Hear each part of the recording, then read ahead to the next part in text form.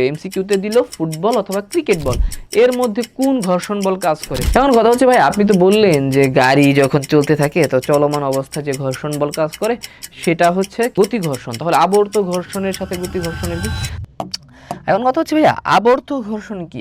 আবর্ত বর্ত, এখানে বাংলা শব্দ দিয়েই বোঝা যায় আবর্ত জিনিসটা কি বুঝাইছে। আবর্ত ঘর্ষণে আমরা সিম্পলি যেটা বুঝি, চাকার ব্যবহার। চাকা, বুঝছো? চাকা, যেমন ধরো তুমি হচ্ছে একটা কি করলা, একটা বক্স, বড় একটা বাক্স তুমি হচ্ছে টাইনা টাইনা সামনে নিয়ে যাইতে চাইতেছো, কিন্তু এটা তোমার অনেক শক্তি লাগবে না? শক্তি তো লাগবে। তো এই শক্তিটা কমানোর জন্য তুমি কি করলা, গড়ায়া গড়ায়া নেয়ার একটা সিস্টেম হিসেবে কি করলা, তুমি ওই বাক্সের নিচে কয়েকটা চাকা লাগাই দিলা। ওই যে আমাদের কিছু চেয়ার থাকে না, চেয়ারের নিচে চাকা লাগানো থাকে, বুঝা গেছে? অথবা গাড়ির নিচে যে চাকা লাগানো থাকে, তো গাড়ির চাকা যখন হচ্ছে রাস্তা দিয়ে চলতেছে তখন ওই গাড়ির চাকার সাথে রাস্তার যে ঘর্ষণ সেটা হচ্ছে আবর্ত ঘর্ষণ। অর্থাৎ চাকা লাগানো সুটকেসের মধ্যে, আমাদের বইয়ে যেটা আছে, বইয়ে হচ্ছে তোমার চাকা লাগানো সুটকেস, হ্যাঁ, এই চাকা লাগানো সুটকেস, চাকা লাগানো সুটকেস। এখন কথা হচ্ছে ভাই, আপনি তো বললেন যে গাড়ি যখন চলতে থাকে তো চলমান অবস্থায় যে ঘর্ষণ বল কাজ করে সেটা হচ্ছে গতি ঘর্ষণ। তাহলে আবর্ত ঘর্ষণের সাথে গতি ঘর্ষণের কি?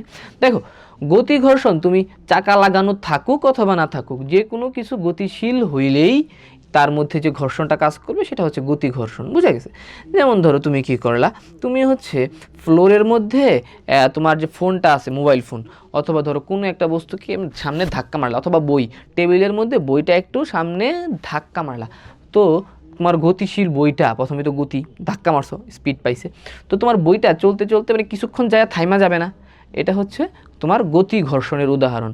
পাশাপাশি তুমি যদি ওই চিন্তা করো একটু, ওই যে তুমি যে ধাক্কা মারলা তোমার হচ্ছে বইটা, ওই বইয়ের নিচে একটা চাকা লাগাই দাও বা দুইটা তিনটা চাকা লাগাই দাও, এরপর তুমি ধাক্কা মারো, তাহলেও তোমার বইটাও কিন্তু একটা সময় না একটা সময় যে থেমে সে যাবেই।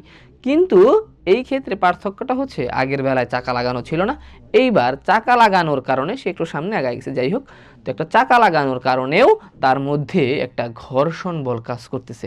ঘর্ষণটা আসলে কি, তোমার হচ্ছে ওই যে চাকার সাথে তোমার যে টেবিল, অথবা আমি যদি গাড়ির কথা চিন্তা করি, গাড়ির চাকার সাথে রাস্তার সারফেসের যে হচ্ছে ঘর্ষণ বলটা কাজ করে সেটাকে আমরা আবর্ত ঘর্ষণ বলবো, বোঝা গেছে?